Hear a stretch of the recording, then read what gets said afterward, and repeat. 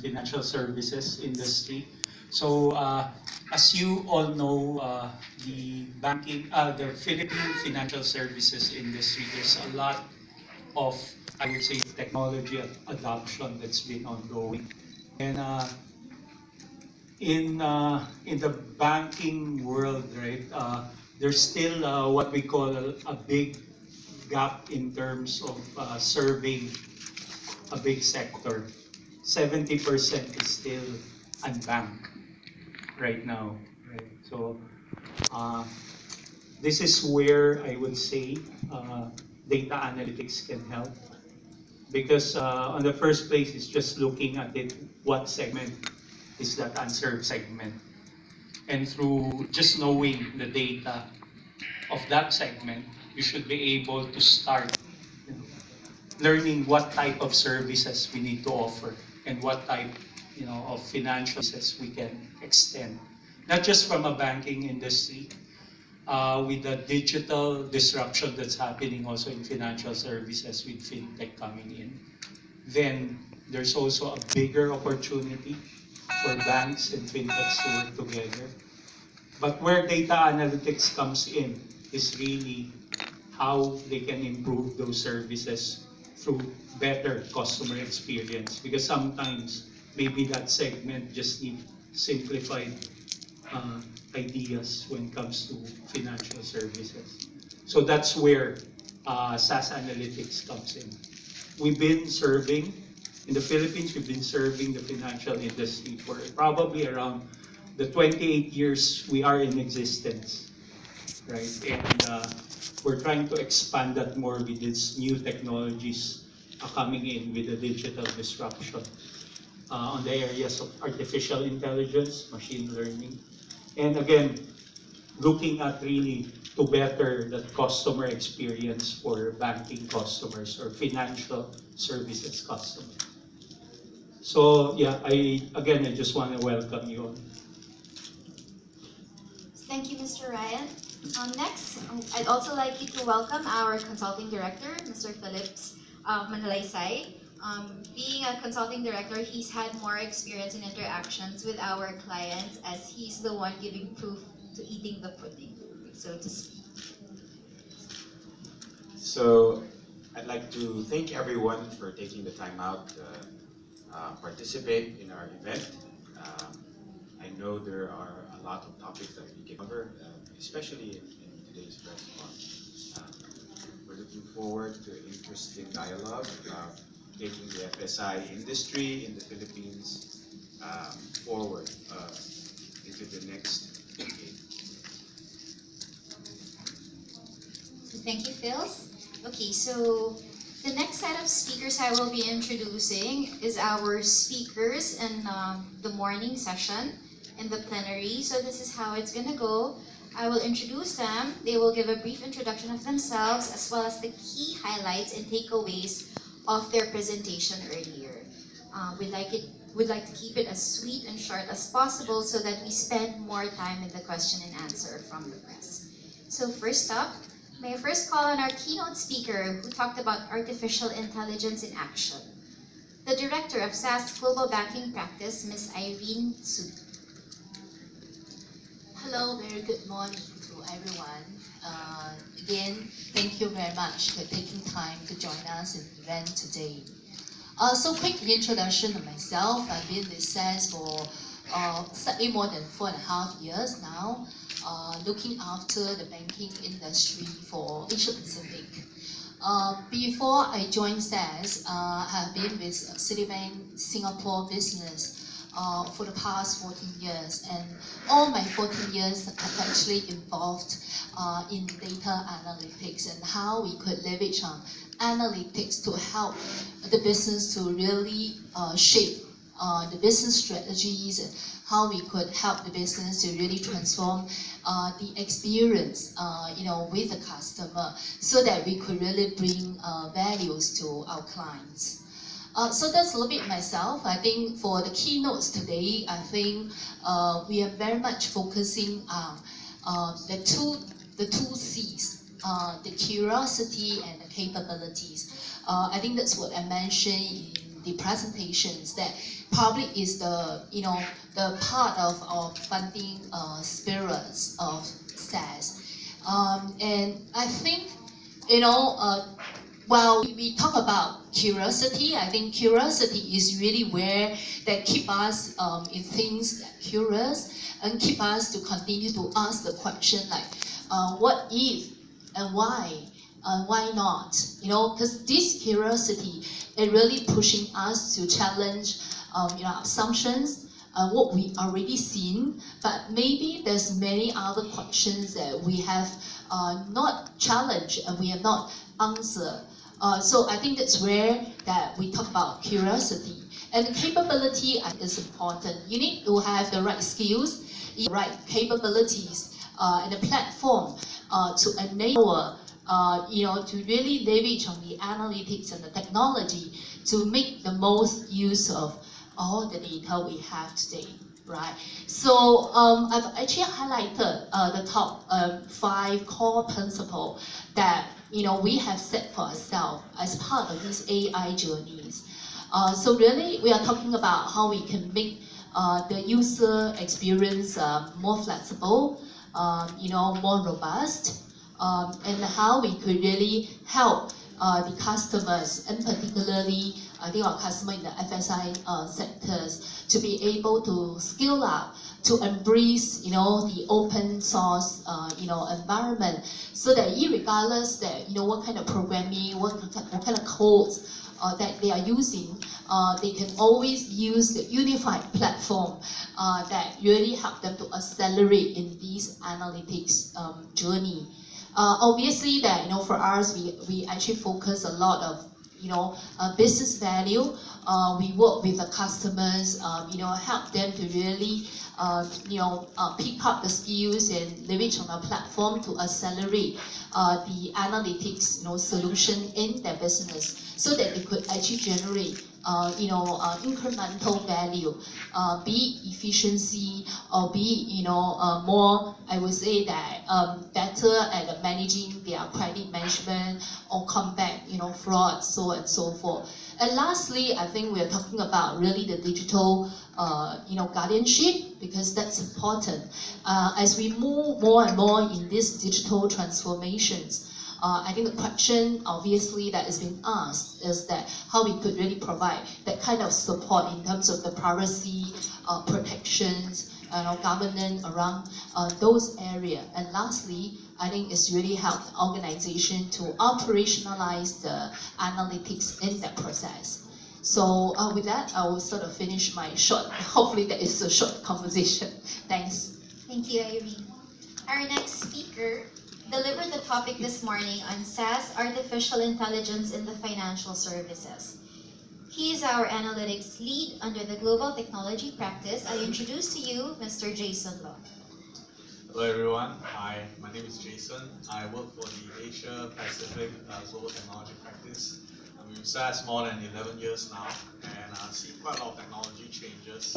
So there's a quick introduction of me. I focus on analytics and AI.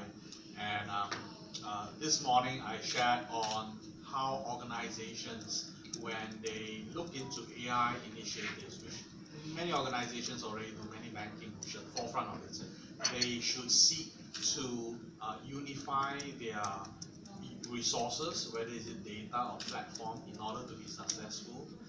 They should also seek to evolve towards cloud capabilities. It doesn't mean you put data onto the cloud like Amazon that's out of the country, but even an internal cloud is something that's here to stay. The technology advancement in infrastructure that can drastically reduce cost and improve efficiency.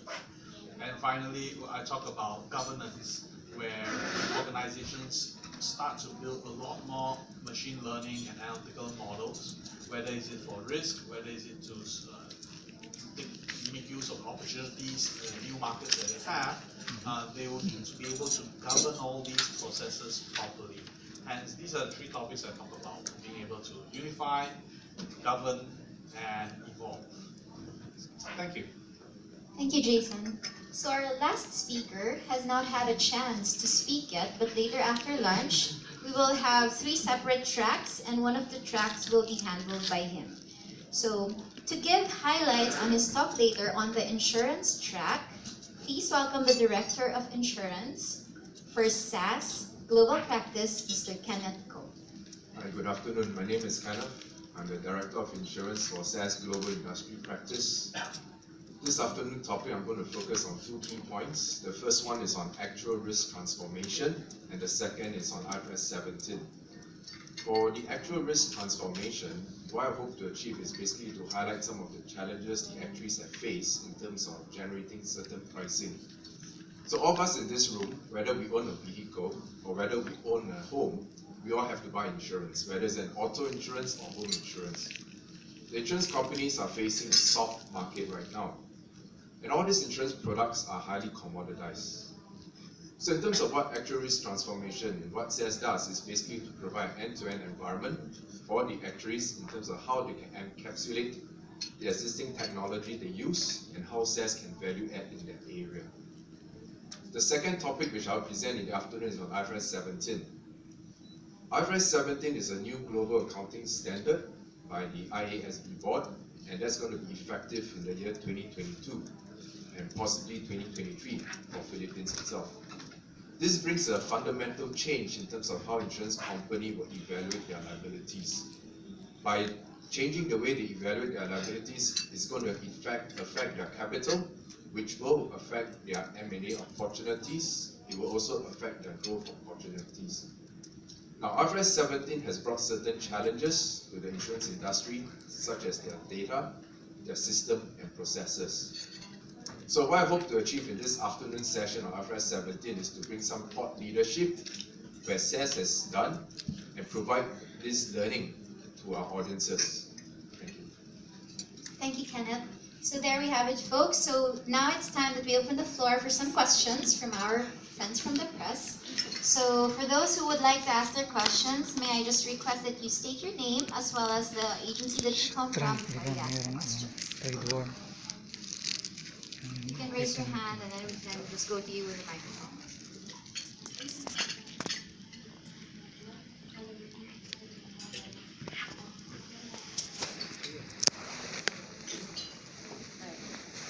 Okay, good afternoon everyone. So my name is Angela from lovelyjuju.com. So I'm particularly in business and finance. So what do you say your updates about cryptocurrency? Because right now it's currently said that the President of the United States don't agree with the cryptocurrency going on.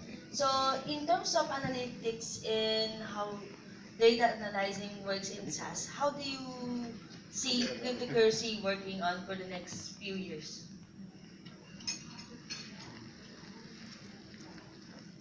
Maybe I will start with the questions and then Cryptocurrency.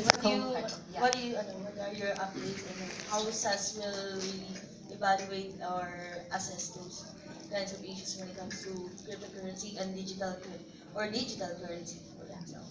I guess, I think the question back to really in terms of digital currencies, I guess this is something that is still very progressive, even in the industry itself, right? Whether it's the industry players as well as the regulators are very, very closely, watch out this space. Especially the reason, I think some of the announcement by the Facebook, that they have some kind of consortium, I think up to 30 formed together with Facebook. They are actually exploring this. In fact, they already started some initiative at this. But at this stage, my understanding that the project somewhat has been sort of requested to be on hold, right? So I guess from the SAS perspective, when we actually look at this, I think it's a trend. I don't think that trend is reversible. I think it's irreversible. It's a matter of how regulator is actually looking at this with probably some kind of a proper, I would say, regulatory policies, around this.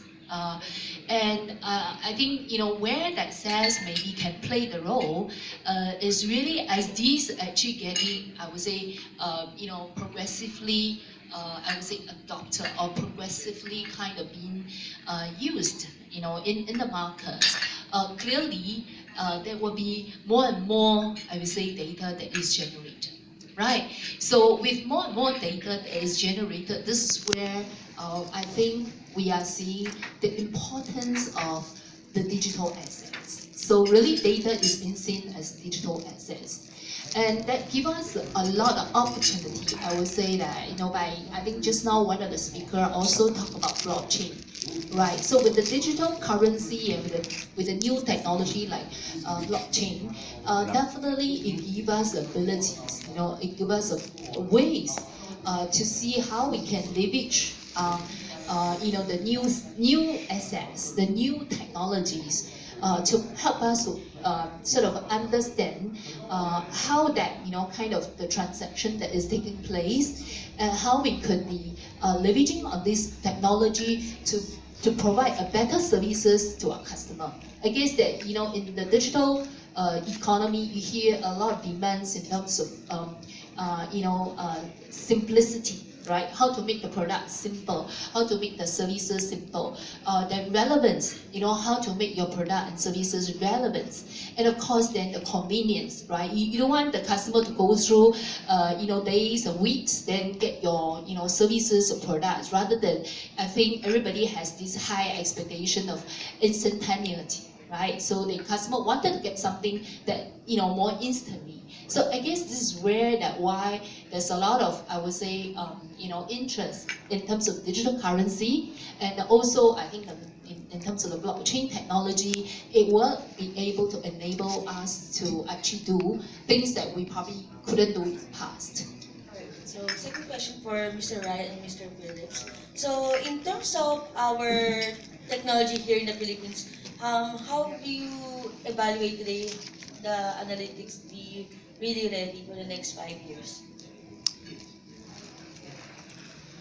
I think that's a question that is constantly being asked. So far as the FSI industry and the banking industry in the Philippines is concerned. I'll start off with the one thought that we've been circulating a whole lot more of in the past few weeks.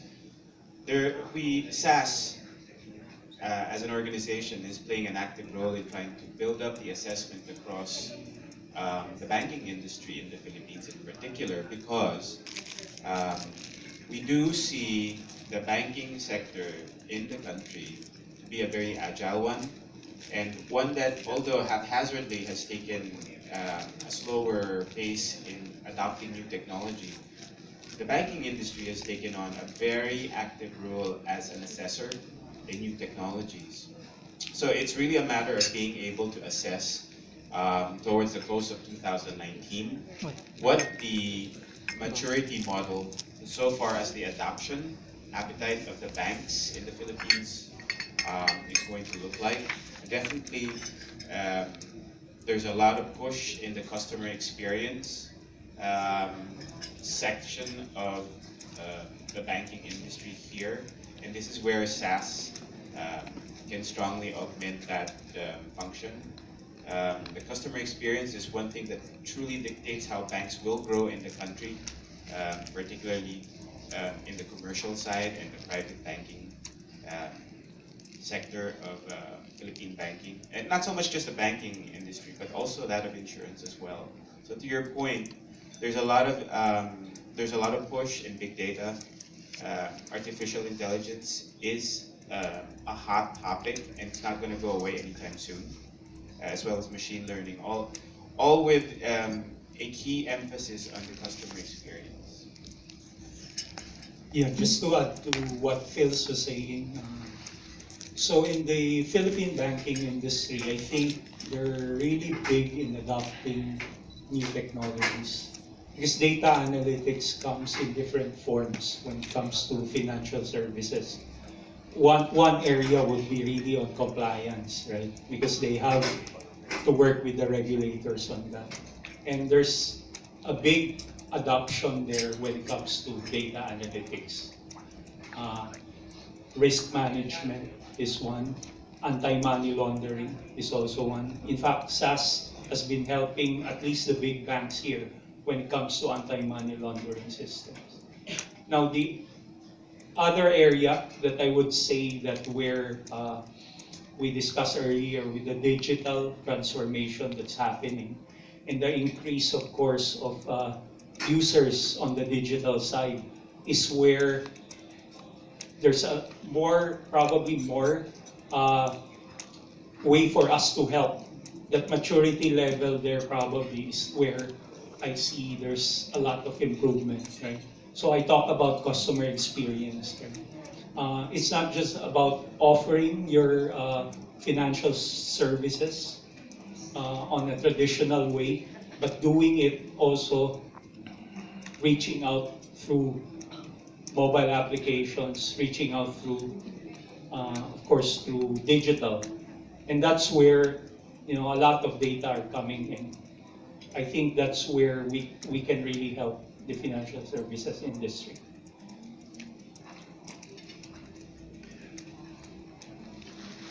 Considering you have been in the country for more than 2 decades, what the internet connectivity is particularly a big challenge that you have to hurdle. And how have you influenced government to speed up the development of IT so that financial data, big data, can be more efficiently transmitted to intended customers and vice versa to the intended markets? Okay, from a government side, we've been working closely with the government in their digital roadmap, right? And one of those areas was really building up on the infrastructure side. I think in relation to internet, I think over the past years, there was a big, I would say, improvement in terms of speed, right? I think the past 2 years we have. But of course, the government is trying to get into this third telco bandwagon, right?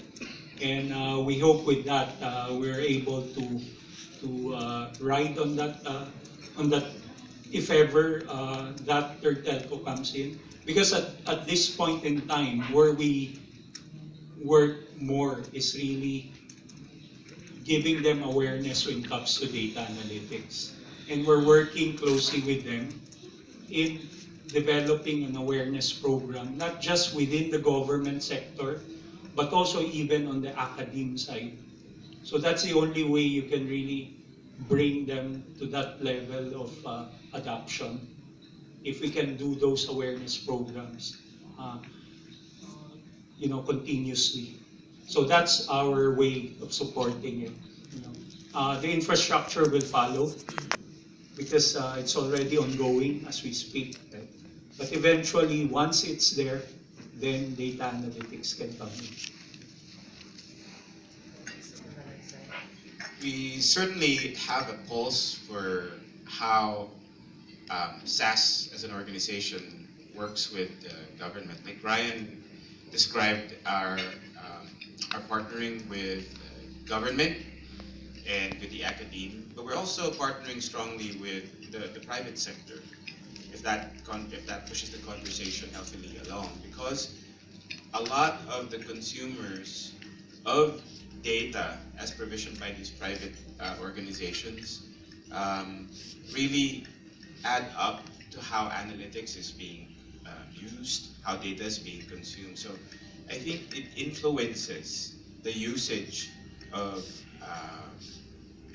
SAS and mobile apps. So the modality of the consumption, who is using this information, I think is very much shaped by how SAS also plays a part in this ecosystem. So we definitely have conversations with not so much just the private area, the private sector, but with government as well. Another challenge that SAS may have been in the country is inadequacy of data security. So how far have you gone insofar as ensuring the financial system, especially the bank customers, of how secured their data are with these financial providers? Right, this is coming from a more Asia Pacific view of it, and definitely relevant to Philippines also. When we go into data science, a lot of the work we do have not seen proper governance through government policies and regulation. But that became a lot of the interest actually is driven from commercial instead. The banks became actively interested in protecting the data that they use for all these digital data science models. In fact, the data science models itself actually hold some power to it. Imagine the models could predict a credit score. Wouldn't you need to protect this model so that you only have certain people using these models? Because if you can predict a credit score of someone high or low, it might be used for some negative purposes by the audience, and they have to figure out who can use what for what purpose. So even the synthetic data produced by the models, for example, if I could use models to say, guess a person's demographic, and that is not data we actually request from the user themselves, the customer themselves. We predicted that data with a certain level of confidence. That data, synthetic data, fake data, also needs to be protected. And regulation today don't consider that, but through the software and through the experience we have around the world, we incorporate into our practices to say that when you build models, when your models produce more data, the entire life cycle needs to be governed properly, and we do that actively for all our customers around the world, including Philippines. So if I may actually add on, I think early on in my presentation I talked about the digital guardianship. So clearly from the platform perspective, from the solution perspective, we are providing these solutions to help our customer to really protect and prevent leakage of private information. But besides, I think the product and platform, the other one I feel is equally important, if it's not more important, because we are actually working very closely with many of our customers in the FSI sectors.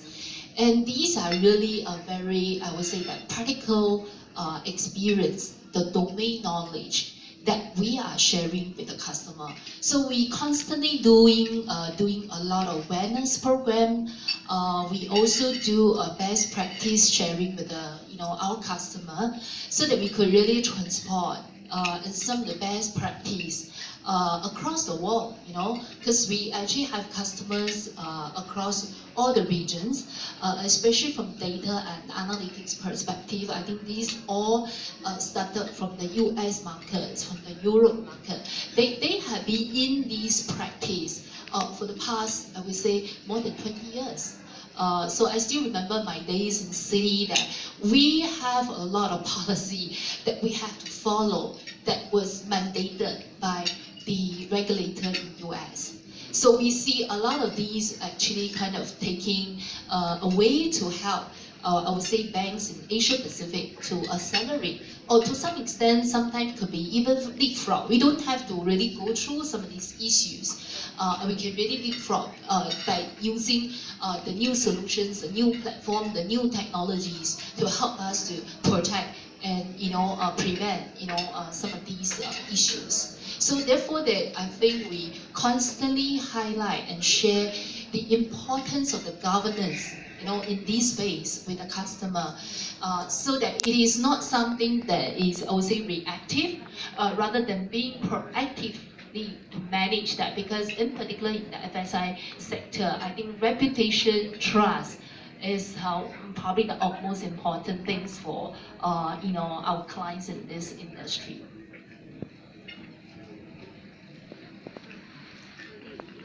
Insurance, in terms of insurance. Okay. So for insurance, it's also the same application that we see for the banking industry. For the insurance, a lot of times you talk about what the insurance companies have done in the area of customer centricity is not as robust versus the banking world, because the transaction is less, right? But the onus is on the organization to take care of their own data privacy, to follow the government policies that's been put forth. I think in SAS, you've heard our colleagues also mention what are the capabilities that SAS have put in place to address some of these concerns as well. Do you think that in Asia Pacific, for instance, Do you think that in Asia Pacific, your company has been going ahead more in terms of ensuring data protection than the regulators themselves? Okay, so I address it from an insurance point of view, and the answer is yes. You know, we take a lot of care in the area of data management, and we all know that if there's a data leakage, it's a very big impact to the organization, whether you are on the client side or you're on the vendor side. So in Asia Pacific, for the insurance companies, we have seen a lot of care being taken, especially when getting into projects with the insurers. One of the key critical components on the data management piece, right? So this is where we have put in place certain programs, certain policies, and also certain alerts as well. If let's say some of your data get leaked, right? What is the insurance company going to do?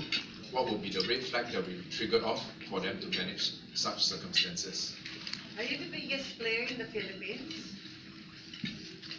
When it comes to data analytics, I would say when it comes to advanced analytics, we are, right? Because analytics, there's several forms, right?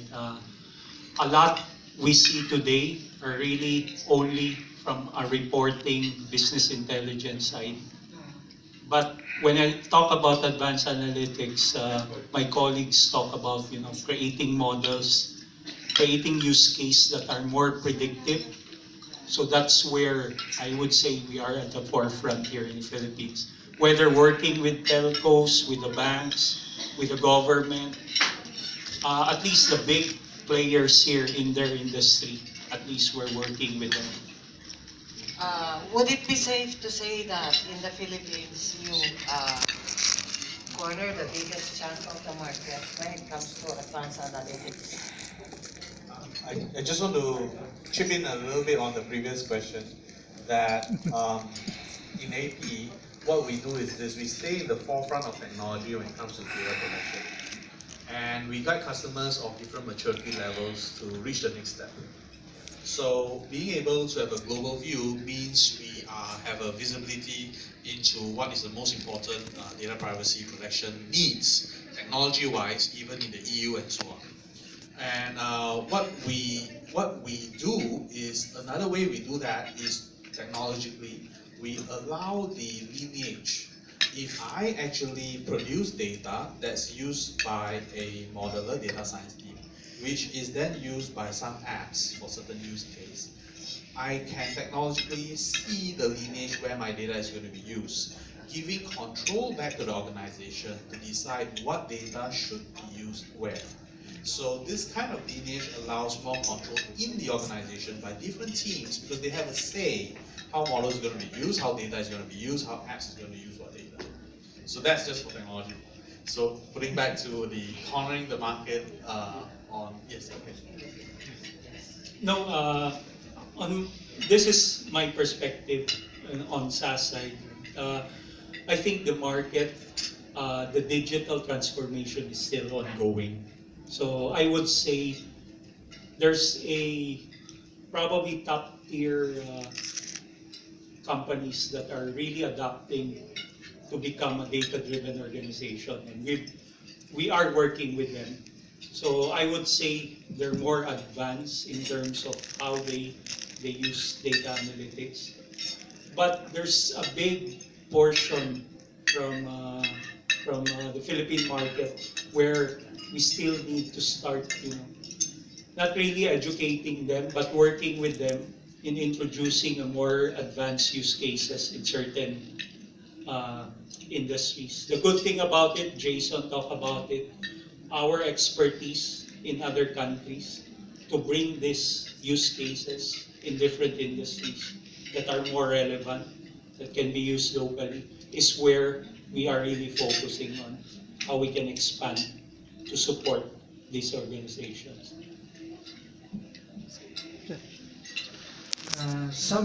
My name is Mr. Cho, Teddy Cho, the Travel Scope and Blogger Association of the Philippines. There's some say that Mandarin is quite exact when it comes to meaning, the Mandarin language. The English language has somewhat ambiguity. How do you reconcile the differences between the exactness of the Mandarin language and the English language somewhat ambiguous? Is there any factor there that you have to consider when it comes to data analytics? Okay, I'm going to grab this opportunity because this is one of my favorite topics over the last 10 years or so. Natural language processing, natural language technologies. SAS is actually pretty proud to talk about our success in this area. In fact, Mandarin itself has several versions of it, and the same script doesn't mean it's the same thing also, so it's fairly complex. In the area of natural language processing, where computers try to understand what people are talking to, context is extremely important. Context can come from the message itself, right? Context can come from the message itself. For example, I bought an apple. If I'm in the market, the apple actually refers to a real fruit, right? But if I'm actually in Globe, I bought an apple, it refers to a phone. So the context of the message is important. The context can be derived from the message or the conversation, the messages before it, or something we call, technologically speaking, we can employ techniques like something called word vectors to try to understand this word may have what other kinds of context, and I'll try to determine it in order to give a best response. And that's very important for chatbots. You notice today's chatbots are quite bad at recognizing intent simply because they are not contextual enough. There are basic rules behind it. Someone written, okay, if I see I want to buy, I'll say here is what I sell. But it might not be exactly the intent. I want to buy something else. So recognizing context is what a challenge of chatbots. SAS actually help improve chatbot quality, improve natural language processing, understanding of intent and analysis of text in many, many contexts around the world. I think I want to add on to that point. I remember we did a project in Hong Kong, right, called the social media listing. And you know, in Hong Kong, the Chinese characters are the traditional kind of characters, right, versus the simplified Chinese characters. Kanji and the Japanese characters are somewhat the same. Kanji and... Yes, correct. So there's the traditional and there's the simplified. So what we did at that time was really to help us understand, right, in terms of categorizing some of the life cycle of some of these policy holders. Whether are they looking for a vehicle? Are they looking for domestic helper? Are they going to send their children overseas to study? And what are the appropriate insurance products that can be mapped to some of these life cycles, right? So that's what we did, let me finish first. So that's what we did in terms of actually generating some of these needs for the agency force to follow up in terms of the opportunities, the sales opportunities. But again, to the point is in terms of the characters, we are able to actually read both traditional, simplified, even English language. In one of these data analytics is behavioral. You have achieved that factor. Is there a way of predicting a person's behavior, whether that person or leader is depressed or suffering from psychological instability? Okay, I'm going to give a shot at that because that's another hot topic for myself, not for the financial, not necessarily all of financial services industry, but predicting behavior is what a lot of analytics do. Today, even when we do, say, a churn model or figuring out who will cancel their credit card, every bank is able to do that with the analytics of the data they do today. Part of doing that, for example, is actually trying to guess if customers are happy or unhappy, perhaps through the actions, perhaps through their complaints. Did the complaint resolution actually gave them a better satisfaction, or he's still unhappy even though resolved? So these are things we employ the use of natural language processing to look at text. We use deep learning to look at the pitch of the audio to guess whether were they actually becoming more unhappy through the conversation. These are the things we employ on the data to understand that. Predicting the behavior is the next step, where we say that, hey, if someone is going to be unhappy in the call center, what should I propose to them based on the past? In the past, such kind of customer complaining about high fees, I just need to give them a Starbucks voucher or something for this type of customers, and they'll be happy after that. And that kind of recommendations need to pop up for the bank officer to quickly respond to get a reversal of sentiment. This is perhaps how you might see applications of predicting behavior and how it can be used commercially. Thank you, Professor. We can just accommodate one last question. Okay, two. Good afternoon. I'm Roderick. I'm from Business Mirror. We have a new set of leaders today, and I won't mention names, but most of them, some of them who are on the local government side are now gaining popularity for taking actions on the promises they made during the campaign period. So, what advice or pieces of advice would you give them to harness data to deliver on their promises and provide better services to their constituents and even address issues they face today or in the future? And my second question is, for SAS being a data analytics provider, how do you intend to play into this scenarios? I think that, firstly, thanks for that question. It's a very interesting one. And I think I got a couple of questions like that in the past few months. So just to validate that question, Brian, as country manager of SAS Philippines, has been very actively involved in the influencing of this conversation across the government sector, where we've taken some dialogue around sentiment analysis as a benchmark application, sentiment analysis, where we pick up whether there's a certain degree of unhappiness, dissatisfaction, or approval for one's constituents in any municipality in the Philippines. Largely because I think the challenges there in its modality, really the distribution, is infrastructure. Because not everyone is able to use internet in the far-flung areas of perhaps Mindanao, in the Visayan region. But because of the